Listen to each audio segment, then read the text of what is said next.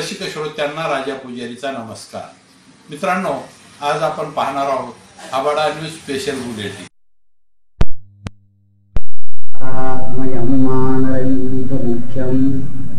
श्रीरामदूतं शरणं प्रपद्ये. ठकारे पर्वता ऐसा नीटका सडबातौ चपलांग बाहता मोठे महादिग्विल्य देवरी. कोटीच्या कोटी उद्धारे हे पावे उत्तरेकडे मंदात्रिसारिकात घेऊन क्रोधे उत्पाती नाबळे. आनिला माहुता नेला आला गेला मनोगती मनाशी टाकिले मागे गतीशी तुलनाचे. अनुपासोनी ब्रह्मांडा एवढा होत जातसे. वाढता वाढता वाढे देऊ मंदार दाखवे. महारुद्र हनुमान की जय. मित्रांनो, आजचा हा शनिवार तुम्ही शनीचा म्हणून पाळतात भीतीवर. म्हणजे दंडाचे आक्रमण होईल, आपल्याला कष्ट सोसावे लागतील म्हणून भीतीने केलेली जी प्रीती असते तिला भेव भक्ती म्हणतात. आणि दुसरा शनिवार मानला जातो तो हनुमंताचा, महारुद्र हनुमंता. हनुमंत ही प्रीतीची शक्तीची देवता आहे. प्रीती आणि शक्ती या दोन्ही गोष्टी एकत्रित सहसा येत नाही. हनुमंताचं दैवतच मुळे आहे कारुण्य रूपम करुणाकरंतम श्रीरामचंद्रम शरणं प्रपद्ये. लोकाभिरामं रणरंगधीरं राजीवनेत्रं रघुवंशनाथं. रामाची मूर्ती ही कारुण्याची बनली आणि लोक म्हणजे दृष्टी. लोक्यते इति लोका. लोक म्हणजे जगण्याची, आत्म्याची, मी कोण आहे याची दृष्टी, त्याचं नाव लोक. आलोक म्हणजे दृष्टीचा प्रकर्षित भाग सोडायचा. मित्रांनो, आलोक म्हणजे प्रकाशाचा विस्तृत अनंत रूप भाग. आपण नमोस्पंदाय असं म्हणतो ते त्याच अर्थ.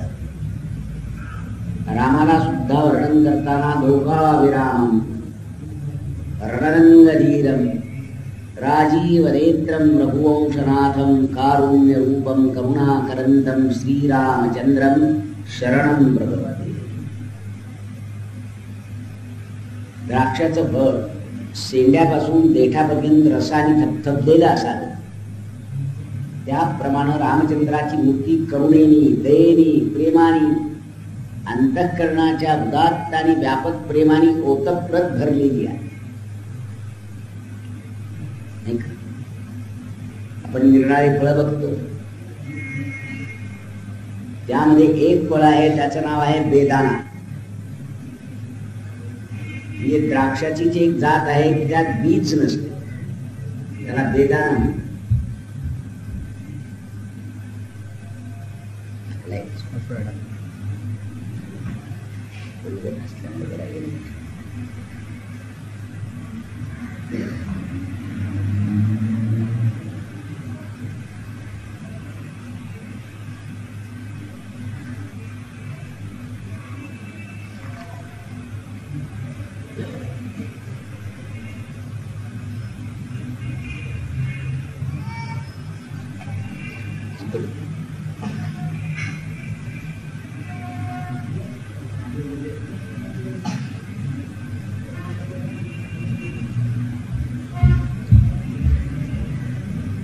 तर मित्रांनो,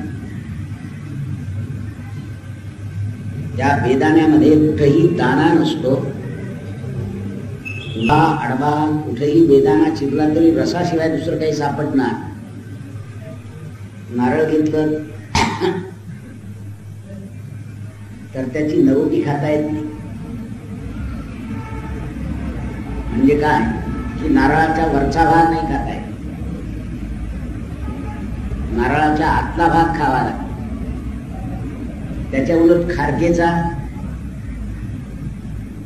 आतला भाग खाल्ला तर दात पडतो.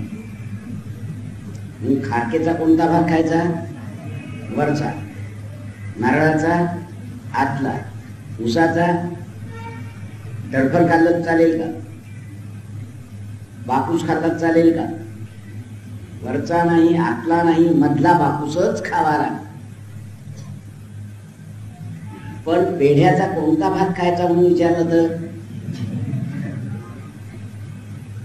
पेढ्याचा वरचा भाग खायचा का बाजूचा, का टरफल खायचं का बी खायची, काय खायचं पेढ्याचं म्हणून विचारलं तर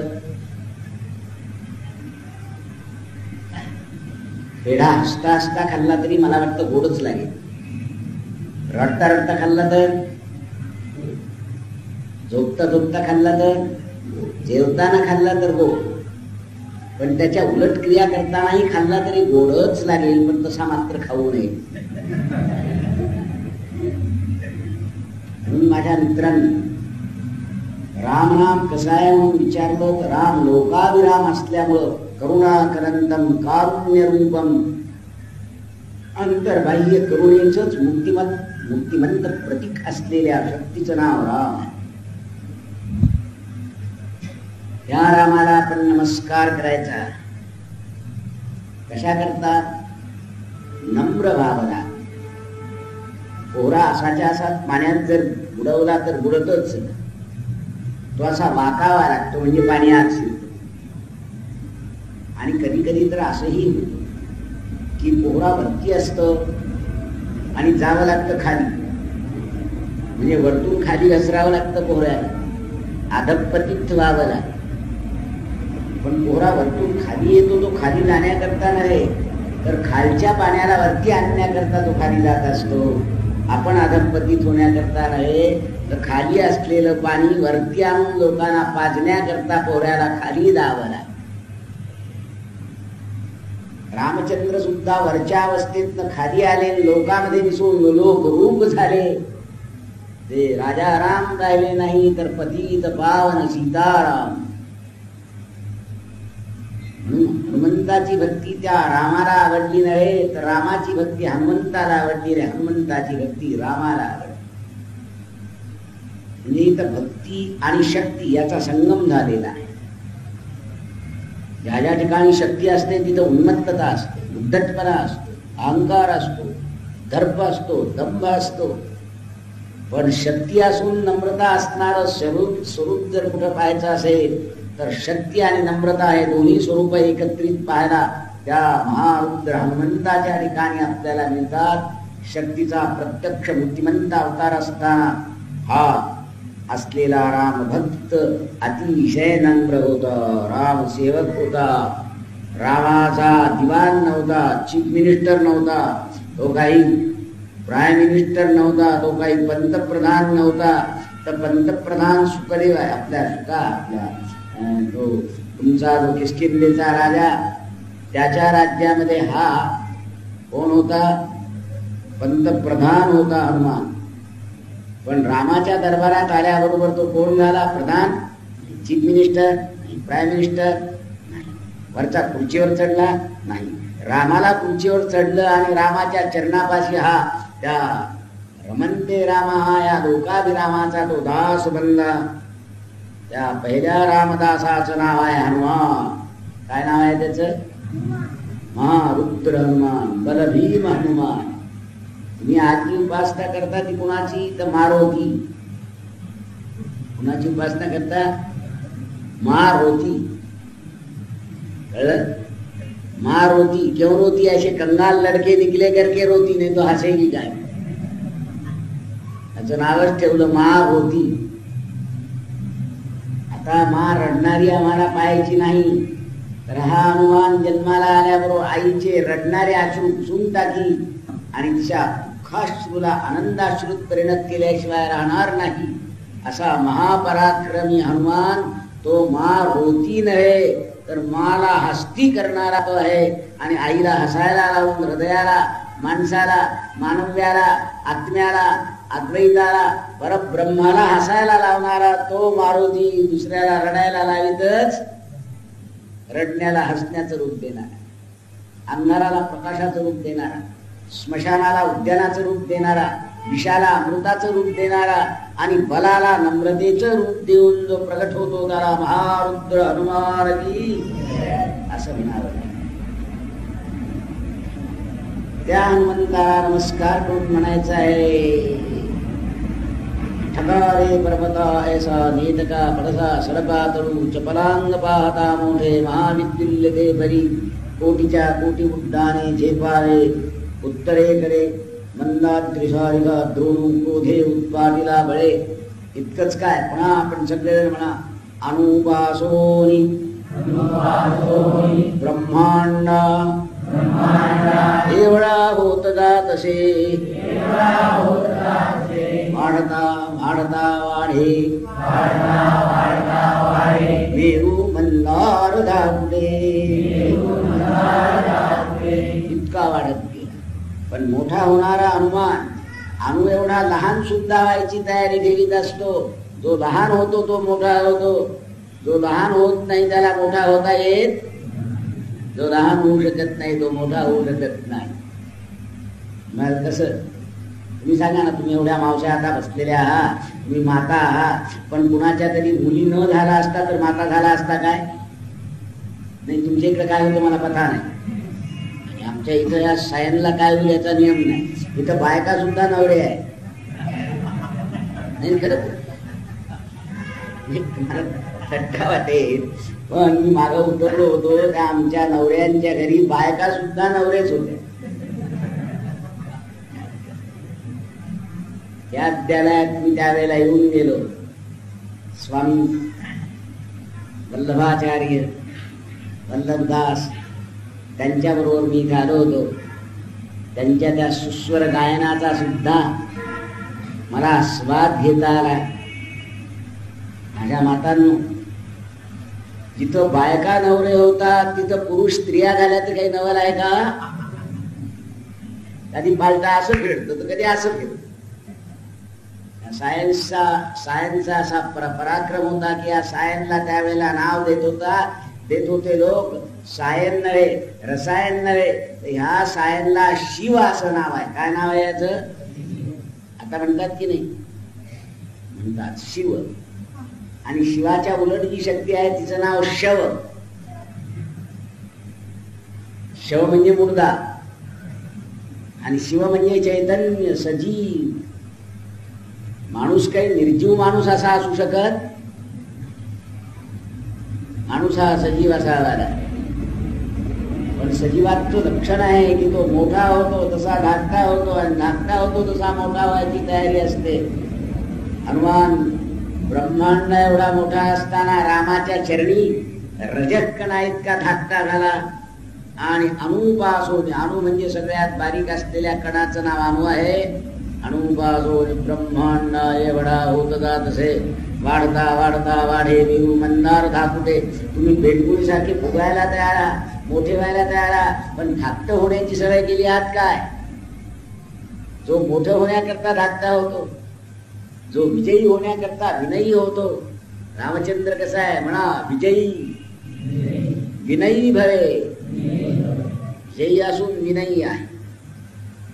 ज्याला मोठेपण पचवता आलं तो मोठा असून धाकटा होतो. आणि ज्याला मोठेपण पचवता आलं नाही तो अगदी बेडकोळी सारखा एवढ्याशा ऐश्वर्याने सुद्धा फुगून गेल्याशिवाय राहत. ऐश्वर्याच्या भरात जो माणुसकीला विसरतो, न्यायाला विसरतो, दयेला विसरतो, प्रेमाला विसरतो, स्वतःला विसरतो आणि ज्याला विसरायचं आहे त्याला स्मरतो, या असलेल्या मोठेपण न पचवणाऱ्या माणसाला बिन ब्रेकच्या मोटारीची अवस्था येते. मोटार मोठी वेगवान पण ब्रेकच नाही, तर बिन ब्रेकची मोटार वेगाने चालली मुंबई सारख्या ठिकाणी तर कसं होईल? एक दुसऱ्यावर आदळून तिसरीचा चक्काचूर केल्याशिवाय राहणार. मोटार वेगवान असावी पण ती कंट्रोल मध्ये असावी, नियंत्रण शक्तीच्या ताब्यात असावी, मोटर ड्रायव्हरच्या ताब्यात असावी. ड्रायव्हर जर नगरपिता होऊन जर तो मोटारच्या ताब्यात गेला तर आपल्या इकडे पिता म्हणतातच की नाही, हे कोण आहेत? नगरपिते आहे. पिते आहेत म्हणजे नाही ते आमचे पिते म्हणे, आमचे बाप मेले होय सगळ्यांचे. अरे आमचे बाप जिवंत असताना हे पिते म्हणजे काय? आमच्या आईने मोहतूर लावलं म्हणता होय? माझ्या मित्रा हे पिते कसले आहेत? हे पिते आहेत आणि दुसरे खाते आहेत. आमच्या इकडे दोनच वस्तू आहेत, एक खाते आणि दुसरे पिते. बरोबर लक्षात आलं का? आम्हाला पिता माहित आहे तो एक म्हणा, माता रामौ मत्पिता रामचंद्र स्वामी रामौ मत्सखा रामचंद्र सर्वस्वं मे रामचंद्रो दयालु नान्यं जाने नैव जाने न जाने. हे शिकवण्याकरता धर्म आहे, हे शिकवण्याकरता उपासना, हे शिकवण्याकरता विकला काढून टाकणारी कला आहे. या सर्वांच्या समुच्चय आणि शक्तीची दोन रूप होतात. जी शक्ती सगळ्यात सूक्ष्म होते तिला धाकटी म्हणायचं. बारीक होत होत होत होत बारीकपणाची पराकाष्ठा झाली म्हणजे तिलाच इलेक्ट्रॉन, प्रोटॉन, न्यूट्रॉन अशी नावं येत असतात. पूर्वी कणबद्ध शक्ती मानली जात असे, तिला स्थूल असावं लागत असे, म्हणून त्या काळी कॉन्झर्वेशन ऑफ मॅटर असं मानलं जात असे. आता शक्ती कणमय गेली, तरंगमय झाली. ही तरंगमय शक्ती, कण आणि तरंग जमीन आसमानचा अंधकार आणि उजेडा इतका अंतर, नसणेपणा आणि असणेपणा इतका अंतर. माझ्या मित्रा, आजची जी शक्ती विज्ञानाने प्रगट केली ती आहे तरंगमय. आणि हनुमंताचं वैशिष्ट्य आहे की त्यांनी ह्या तरंगमय शक्तीला अंतरंगमय रूप दिलं. तरंग शक्तीला कशाचं रूप दिलं? अंतरंगाचं. एनर्जी तरंगमय, कन्झर्वेशन ऑफ मॅटर गेलं. आता रेडिएट झालेली एनर्जीच कणबद्ध बनते, म्हणजे तरंगच कण बनतात आणि कण आणि तरंग हा विरोध नाहीसा होतो. आणि अद्वैत सिद्धीमध्ये तरंग आणि कण, शक्ती आणि मॅटर, एनर्जी आणि मॅटर असा मॅटर आणि एनर्जी यातला भेद करणारा द्वैत भाव न राहता अद्वैताच्या दृष्टीने मॅटरच कण बनतं आणि कणच तरंग रूपे असलेले तरंगरूप झालेली शक्तीच कणमय बनते, म्हणजे रेडिएट एनर्जीच मॅटर बनते. हा सिद्धांत आपा विज्ञानाने आपल्यापुढे इतका स्पष्ट मांडला की आता ती पूर्वीची भ्रमपटलं निघून गेली की आमचं तरंगमय मॅटर आता निघून जाऊन अंतरंगमय मॅटर तयार झालं. या अंतरंगाच्या देवतेचं नाव आहे मुख्य प्राण हनुमान. त्याचं नाव काय आहे?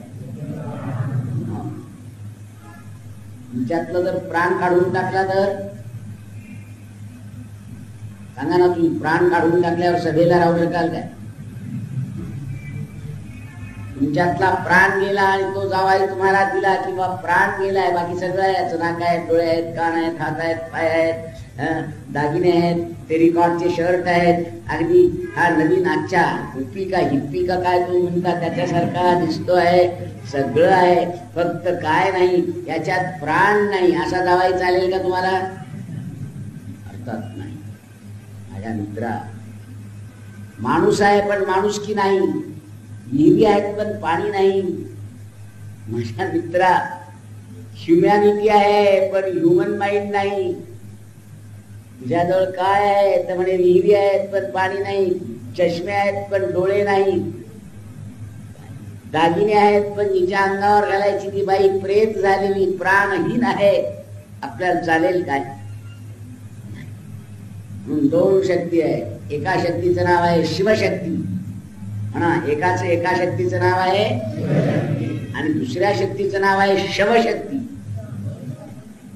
शव आणि शिव हे परस्परांशी जुळलेले आहे. जो मनुष्य शिव होतो तो शव होऊ शकतो.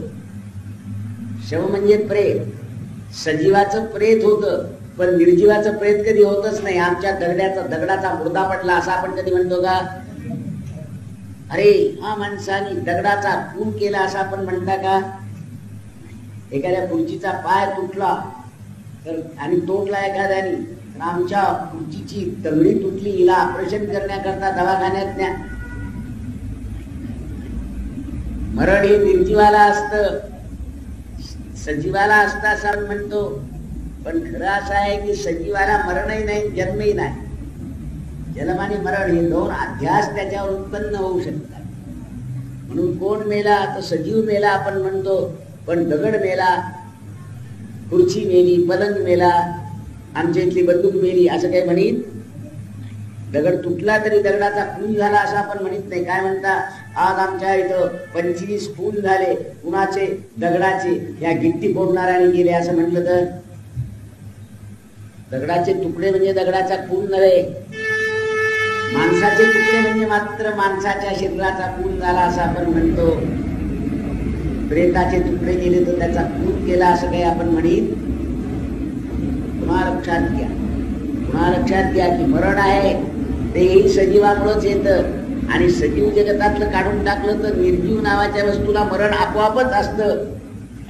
त्याला काही मरण्याची वेगळी क्रिया करावी लागत. चला मी आपल्याला सांगेन की दोन शक्ती आहेत. एक प्राणशक्ती, या प्राणशक्तीच रूपांतर आपल्या प्रज्ञेत होत. ही प्राणशक्ती नसली तर आपल्याला संवेदना नाही, वेदना नाही. संवेदना संकलित झाली तर ही मनाचं रूप घेईल, म्हणजे अवधानाचं रूप घेईल. म्हणजे संवेदना नसली तर मन नाही, बुद्धी नाही, अहंकार नाही, अंतःकरण चतुष्टय नाही, काहीच नाही. म्हणून पहिल्यांदा नमस्कार करायचा आहे तो मनोजवम मारुतितुल्यवेगं जितेंद्रियं बुद्धिमतां वरिष्ठं वातात्मजं वानरयूथ मुख्यं श्रीरामदूतं शरणं प्रपद्ये. त्या रामदूताला नमस्कार करायचा आहे आणि सांगायचं आहे महापुरे वृक्षजाती तेथे लोहाळे वाढती. लहानपण देगा देवा मुंजी साखरेचा रवा. देवा मला मोठेपण, फार मोठेपण देऊ नको की जे वाऱ्याने उडमुळून पडे. असं धाकटेपण दे की ज्याच्यात अनेक मोठेपण भरलेले आहे. असलेल्या ऍटॉमिक एनर्जीचा ऍटम छोटा आहे, पण ऍटॉमिक एनर्जी छोटी आहे काय? माझा ब्रेन छोटा आहे, पण ब्रेन मधली विचार करण्याची शक्ती छोटी आहे काय? माझं शरीर धाकटं असेल, पण शरीरात असलेल्या चैतन्य शक्तीच्या आविर्भावामुळं आमची प्रज्ञा आणि प्रतिभा ही इतकी जगताला व्यापून उरण्या इतकी व्यापक झाली. आमच्या इथं कलाकार आहेत, पण ते सजीव असावे लागतात. निर्जीव कलाकार याला काही अर्थ राहणार? म्हणून शक्तीची दोन रूप पुन्हा लक्षात घ्या. स्पष्ट करण्याकरता सोप्या भाषेत सांगतो. त्या पहिल्या रूपाचं नाव आहे, तिचं नाव आहे प्रेरणा. त्या शक्तीचं नाव आहे विकार. हे विकार नसते तर काव्य नाही, नाटक नाही, गाणं नाही, बजावणं नाही. म्हणून दोन शक्ती. एकाला अंतःकरणाची शक्ती म्हणतात, तिच्यातही कला जन्माला येत असते. हृदयाचा दर्द उत्पन्न झाल्याशिवाय कला उत्पन्न होऊ शकत. आणि या कलेचीच मोठी बहीण आहे, तिचं नाव आहे प्रज्ञा. प्रज्ञेतनं सायन्स तयार होत, प्रज्ञेतनं प्राणशास्त्र तयार होत, प्रज्ञेतनं पदार्थ विज्ञान शास्त्र तयार होत, प्रज्ञेतनं गणित शास्त्र तयार होऊन ऍटॉमिक एनर्जी तयार करणारे वीर वीरभद्र तयार होतात. हे काम प्रज्ञेचं आहे. आणि दुसरं काम प्रतिभेचं. प्रतिभेचं अधिष्ठान आहे हृदय, प्रतिभेचं अधिष्ठान आहे भावना, प्रतिष्ठेचं भावना आहे उत्कट विकार. साधे मिळमिळीत कुळकुळीत ढळढळीत असे विकार नव्हे, उत्कट विकार. ज्यावेळेला दुष्ट प्रतिकाराकरता शूर पाऊस स्फुरण पाहून पुढे येतो, त्यावेळेला त्याच्यात ती असलेली दुष्ट प्रतिकाराची भावना उत्कट झाल्याशिवाय तो शौर्य गाजवूच शकत. गाणकवींनी म्हटल्यानंतर अशा तऱ्हेची हृदयामध्ये एक प्रकारची वेदना तयार होते की त्या वेदनेबरोबर या गायन विद्यालयामध्ये इकडं सतार, इकडं तबला, इकडं निर्णायी वाद्य आणि त्याच्यात गाणाराचं हृदय मिसळल्या गेलं की माणसं अगदी डुलायला लागतात. हे काही प्रतिभेचं काम नव्हे, ते काही प्रज्ञेचं काम नव्हे, ते काम प्रतिभेचं आहे. मानवीय जीवनावर दोन शक्ती असर करतात. मुलाचा पापा आपण घेतो तो काय प्रज्ञेने घेतो का प्रतिभेने? अर्थात प्रतिभेमुळे त्या मुलाच्या कातड्याला आपल्याला बाप येण्याचं रूप आलं. पण सायन्सच्या दृष्टीने विचार केला तर मुलाचा गाल म्हणजे इतका कार्बन, इतका हायड्रोजन, इतका नायट्रोजन, अशी जर विल्हेवाट त्या मुलाच्या थोबाडाची लावली तर माझ्या मित्रा, जगतात मुलाचा पापा घेणे महान मूर्खपणाचं ठरायला. आपण मुलाचा जो पापा घेतो तो प्रतिभेमुळं, प्रज्ञेमुळं. प्रज्ञा ही फाडून पाहते तर प्रतिभा हृदय उकलून पाहते. एक रुंदी लांबी मोजते तर दुसरी अंतःकरणाची खोली मोजते. एकीने हिमालयाची उंचाई कळते तर दुसरीने खोलाई कळते समुद्राची. म्हणजे हिमालय म्हणजे पालथा ठेवलेला समुद्र आहे. हिमालय म्हणजे पालथा ठेवलेला समुद्र आहे. तर समुद्र म्हणजे उतारा गेलेला हिमालय आहे असं म्हणायला हरकत. एकाची उंची खोल आहे तर दुसऱ्याची खोली उंच आहे. एक खोलीत उंच आहे, दुसरा उंचीत खोल असलेला त्याचं नाव हिमालय. हिमालयाचा उतारा केला हिमालय होतो आणि पालथा केला की समुद्र होतो. तेव्हा माझ्या मित्रा, प्रतिभेला भावनेचं रूप आलं की काव्य, कला, तुमचे नाटक, तुमचे रुचिकर गाणी, तुमचं सौंदर्य, फुलपाखराचं असलेलं ते डिझाईन तुमच्या तुम्ही गुड्यावर काढता. आपल्या इकडच्या साड्यांवर ते डिझाईन फुलपाखराचं, निसर्गाचे गुलाब आम्ही आमच्या कपड्यावर काढतो आणि संबंध मोर नाचायला लागला की आपलं अंतःकरण गदगदित होऊन त्या अंतर्गत वेदनेनी हे एकदम प्रगट रूप धरलं जातं. वा वा वा वा, वा रे वा, काय सुंदर मोर, वा वा मयूरा, असं म्हणून आपलं मनही त्या मोराबरोबर नाचायला. हे काम आहे प्रतिभेचं. ही प्रतिभा विकारात उत्पन्न होते, उत्कटतेतनं विकाराच्या.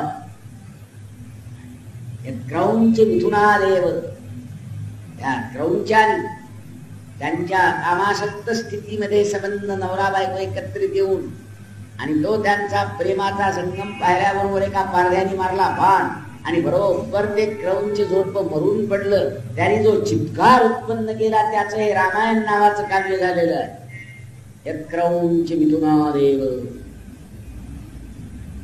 माझ्या मित्रा, तुमच्यात ह्या काव्यात्मक नव्हे तर ह्या अंतःकरणाच्या विकाररूपी भावना नसत्या तर मानवीय जीवन ब्लॉटिंग पेपरवर, शाहीवर ब्लॉटिंग पेपर पडावं तसं कोरडं खणखणीत झाल्याशिवाय राहिलं नसतं. मनच नसतं तर गाणं कुणाला आवडलं असतं? त्या औरंगजेबा पुढं गाणं गायला लागला तर तो ते तपोरे फोडून टाकीतच. उद्या जर सायंटिस्ट तिकडं बसलाय संशोधनाला आणि तुम्ही तिथं सतार लावली तर काय सुंदर स्वर आहेत म्हणून गायला लागला तर काय किरकिर लावली माझ्या संशोधनात तिकडं. प्रतिभेला सुद्धा जाणण्याकरता हृदय असावं लागतं, दुसऱ्याला कळतच नाही. मी तुम्हाला विचारतो, तुम्ही खरं सांगा आम्हाला की आपल्या इकडं मोराचं गाणं आणि तो तरंग आणि ते नाचणं आणि त्याचं ते तरल नटवेपणा आणि पिसारा असा उभारून नाचणं हे आपल्याला अंतःकरणाला वाहवाळे व्हावं असं म्हणायला लागतं की नाही? पण त्याच ठिकाणी जर तितक्यात मांजर आली वा पारधी आला तर त्याला काय वाटेल? पारध्याला मोराच्या पिसाऱ्याचं कौतुक वाटेल. खायला मारून किती किलो मांस निघेल ह्याची विचार तो करील. पारधी कधीही मोराच्या सौंदर्यात दंग न होता किती किलो मांस मिळेल याचा विचार करतो. तुम्ही सशाच्या मृदू त्या तरल नटवेकडे आणि त्याच्या त्या डोळ्याकडे पाहिलं की प्रसन्न होता. पण एखादा त्याला खाणारा मनुष्य असला तर त्याच्या तोंडाला पाणी त्याचं ते सौंदर्य पाहून तर सुटणार नाही, तर उलट हे कसं पटकन फोडणी देऊन खाता येईल म्हणून मसाले घालण्याचाच विचार सुचेल, दुसरा सुचणारच. हे मांजरा तुला शुक म्हणजे पोपटाचं गाणं आवडणार नाही, पोपटाचा मंजूळ स्वर तुला गोड वाटणार नाही, तर मांजराला पोपटावर एक दणका देऊन त्याचं मांस खाऊन ते कचकचा खात असताना जो आनंद होईल तो त्याला मिळेल. त्याला त्या सौंदर्याच्या कलेचा अंतःकरणातला आनंद मिळणारच. मला सुद्धा असं वाटलं की हे पोरं असे चेंडू इकडे फेकतात तिकडे फेकतात ना, हसतात काय, ह्यात काय हसण्यासारखं आहे म्हणून लॉजिकली मी विचार केला तर काहीच नव्हतं. मी तसेच 2 लाकडं रोवले आणि दारं बंद केली आणि तो चेंडू इकडून तिकडून तिकडून इकडून 100 वेळा फेकला, पण मला हसायला आलं नाही रडायला आलं नाही. मग मला कळलं की त्या चेंडूमध्ये सामर्थ्य नाही, तर चेंडूच्या मागे ज्या भावना आहेत विजयी झाल्याच्या, ज्या पटुत्वाच्या, ज्या चापल्याच्या, ज्या कौशल्याच्या, त्या भावनेच्या विकारात मन रमल्याबरोबर आमचे पोरं तर रात्र 9 वाजेपर्यंत ते लावून बसतात. ते तुमचं टेलिव्हिजन आज अशी फटक फटक असे टाळ्या वाजवायला लागतात. मला कळेच नाही काय झालं म्हणून, पोरांना काय झालं कळेच ना. ज्याला गाण्याचा दर्द नाही त्याला गवयाचं क्लासिकल गाणं कसं वाटेल. आमच्या इकडे खेड्याला गवई गेला आणि तो असं करायला लागला, त्याला वाटलं की याला काहीतरी मेढ्या रोग झालाय. त्यांनी धरलं त्याला वाटलं आपली मेंढी अशीच पिसाळली म्हणजे करीत होती, आणि त्याला धरलं महाराज आणि चौघांनी ताणून धरून लाल तापवलेल्या त्या सळया त्याच्या तोंडाला काठीला पोटाला तो ओरडतोय. आता म्हणे मी तुझ्या पुढे कधी गाणं म्हणून दाखवणार. गाणं कळायला सुद्धा त्याचा दर्द उत्पन्न व्हावा लागतो, ती अवस्था यावी लागते. सगळ्याच माणसांना गाणं कळतं असं नाही. मी एकदा हिमालयात गेलो असताना तिथं आमच्या बरोबर मोठा ड्रायव्हर होता. त्याला मी ते दृश्य पाहायला वरती नेलं, खूप लांब लांब रटान पासच्या पलीकडं, आणि ते एकाच वेळी हजार पडणारे धबधबे आणि त्याच्या तरंगाने उत्पन्न झालेल्या इंद्रधनुष्याच्या 100 कमानीने अशा पालथ्या पाहिल्या. ते दृश्य पाहायला त्याने नेलं. तो बोले ये क्या है, तो पानी है, पत्थर है और झाड़ है, ये बेवकूफ काय के लिए आते इसका पता ही नहीं है बड़े. म्हणजे हिमालयाच्या असलेल्या सौंदर्याचं त्या ठिकाणी गद्यात्मक वर्णन केलं की नाही. मुंबईची आरास पाहायला दिव्याची चला दिवाळीची म्हटलं त्याने आमच्या मोमबत्त्याच्या लाख पट करा म्हणजे संपलं. मुंबईचा कॅन्डल पॉवर आम्हाला इथंच दिसायला. सीता सावित्रीचे सद्गुण, शिवरांचं शौर्य आणि मृगाचं ते नयन मनोहरयुक्त आणि ते चापल्य, ते संबंध आपण पाहिलं म्हणजे माझ्या मातांनो, मृगनयना म्हणण्यात आपल्याला जी धन्यता वाटेल ती धन्यता त्या मृगालाच कापून खाणाऱ्या माणसाला त्याच्या डोळ्याचं कौतुक वाटणार हृदयच नाही. पुन्हा एकदा म्हणा, क्या खिलेगा कमल जहां पे नीर नहीं है. पाण्याचा थेंब नाही तिथं कमळ खिलतील का खुलतील का. या परसाकडची गोळ्या करणाऱ्या हलालखोर किड्याला नेऊन जर त्या कमलाच्या परागावर सोडलं तर तो ते भक्षण करील का उलट ते काय गचाळपणात मला आणून टाकलं म्हणे. बचनाकाच्या किड्याला, विषारी बचनाकाच्या मुळीत जगणाऱ्या किड्याला आमरस आवडतच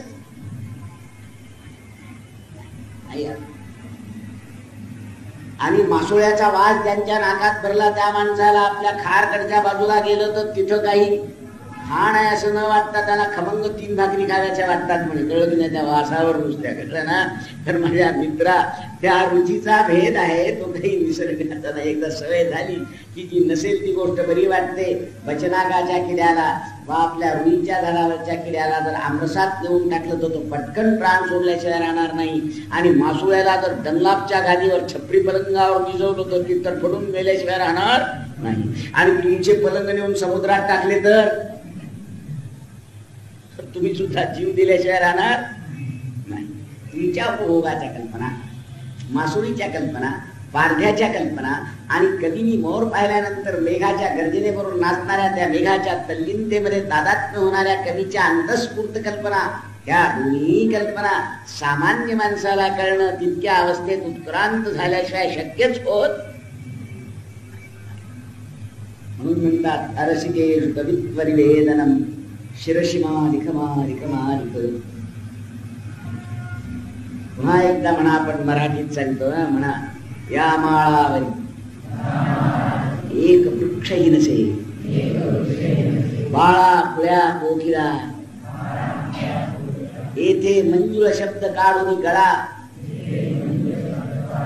पाशोशिशी आपुला.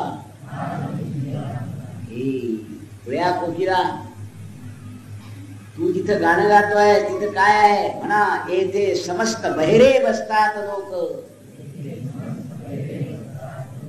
हे कोकिळे, तुझ्या गाण्याचा आवाज तर त्यांना कळणारच नाही, पण तू चांगला कावळा आहेस म्हणून तुला पारख करून खाल्ल्याशिवाय ते राहणार. कोकिळेचा आवाज सर्वांनाच कळत, साधूंची वाणी सर्वांनाच पटत, आणि कवीच्या अंतःकरणातल्या दर्दानी उत्पन्न झालेली प्रतिभा, तिचं महत्व या गूढ जनतेला कळणं शक्य.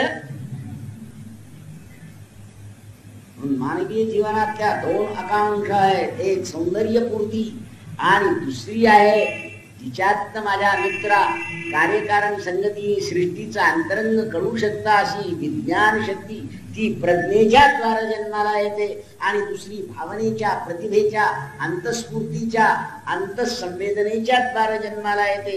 अशा दोन प्रकारची ज्ञान मानवीय जीवनाची संस्कृती घडवण्याला कारणीभूत झालेली आहे.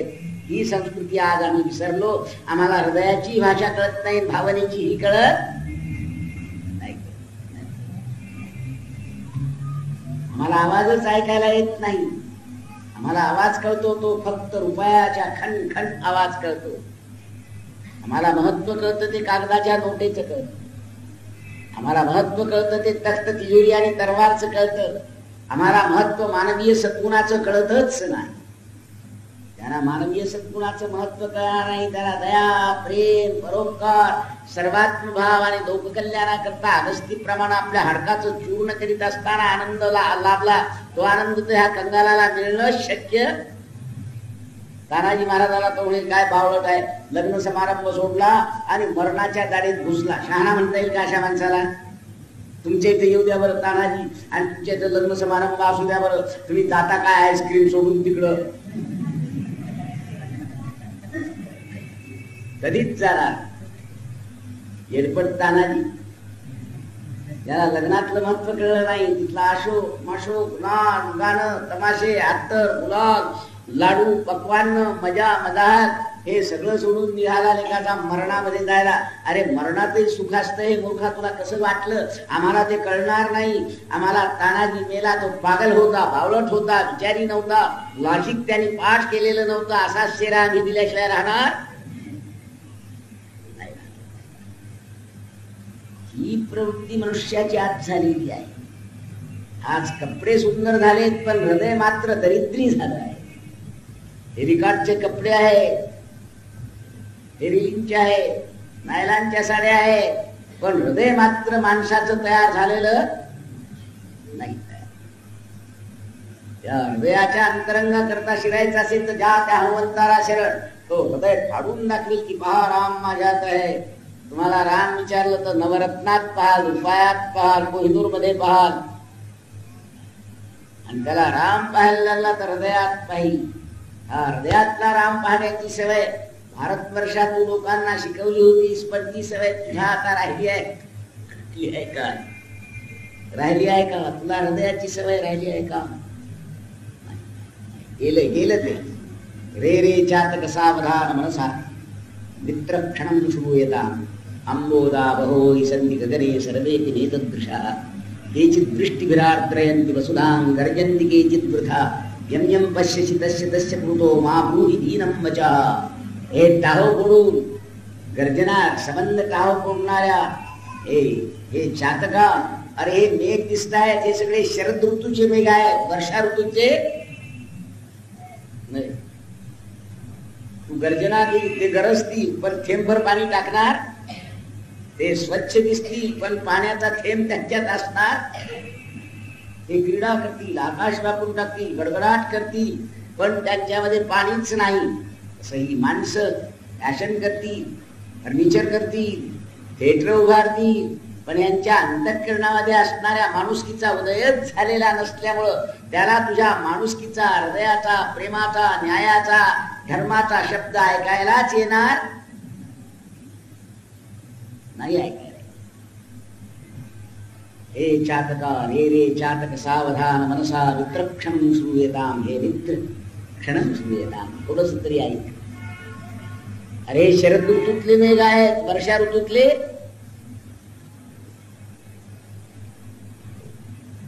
हे माणसाचे सोंग आहेत, ही माणसाची नक्कल आहे. माणसाचं हृदय ह्यांच्यात नाही. हा वाघ आहे, पण मोहरमातला वाघ आहे. आमच्या इथं परवा एक वाघ होता मोठा, नांदेडला बसलेला, लांब 12 फूट, हे तोंड एवढं मोठं, पट्टे मोठे, हे हात पंजा फार मोठा, आणि असा वाघ असताना त्याच्यावर एक लहान पोरग जाऊन बसलं, त्या वाघाच्या नाकात काड्या घालीत असेल. लोक म्हणाले या वाघाला अहिंसा तत्व कळलं असेल म्हणून तो काही करीत नसेल, गांधींनी उपदेश केल्यामुळे तो अहिंसक बनला असेल असं वाटलं. पण पाहतो माझ्या मित्रा, तर गांधीजींनी उपदेश केला, व्यासाने उपदेश केला, पण आमच्या अंतःकरणात तो शिरलाच. आमच्या अंतःकरणात उपदेश शिरला तो तख्त, तिजोरी आणि तलवार, उपभोग, प्रतिष्ठा आणि पैसा. उपभोग, सत्ता आणि प्रतिष्ठा, तख्त, तिजोरी आणि तलवारचे गुलाम बनलेले आम्ही. आम्हाला अंतःकरणातल्या स्पंदनातलं संगीत ऐकण्या इतके कानच नाही आहे. त्यामुळे तुम्हाला भाषा कळते ती नोटांची, प्रतिष्ठेची, दंड्याची, इलेक्शनची, मिनिस्टरीची. तुम्हाला अंतःकरणाच्या मानव्याची भाषा कळते काय? कळतच.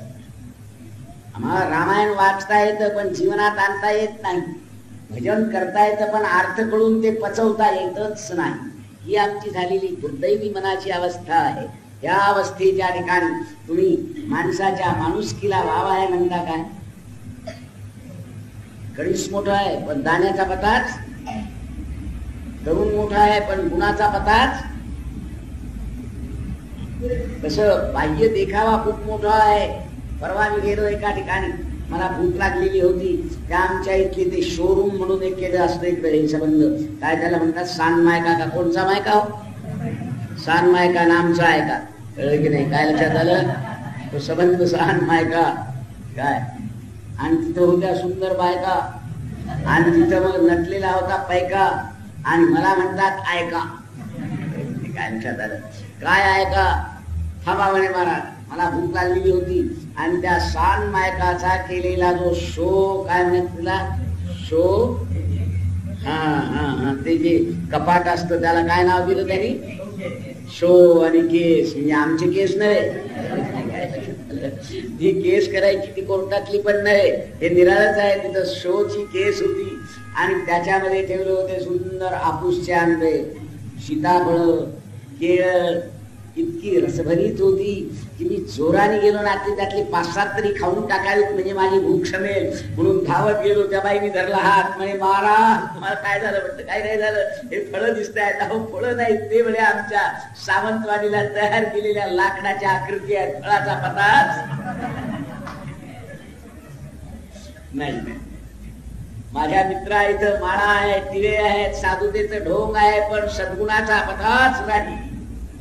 इथं ह्युमॅनिटीची घोषणा आहे, फॅशनची घोषणा आहे, पण अंतःकरणाची हमदर्दी नाही.